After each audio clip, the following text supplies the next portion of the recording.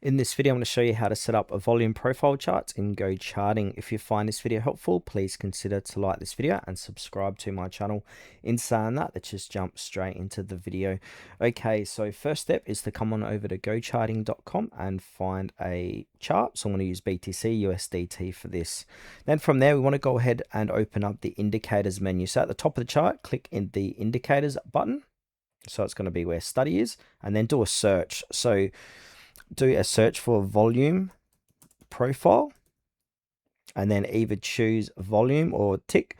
So if you're unsure which one to use, I suggest clicking on volume profile. Now, as soon as you click it to the right, you're going to see the volume appearing.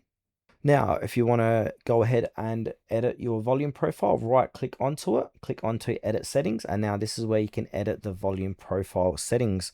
So you can adjust the area volume percentage. So locate the volume value area percentage setting. Now, if the default's at 70%, we can go ahead and change that to 60 or 85, whichever you prefer. Now we can also change the row width here, so we can change that from 20% to 35.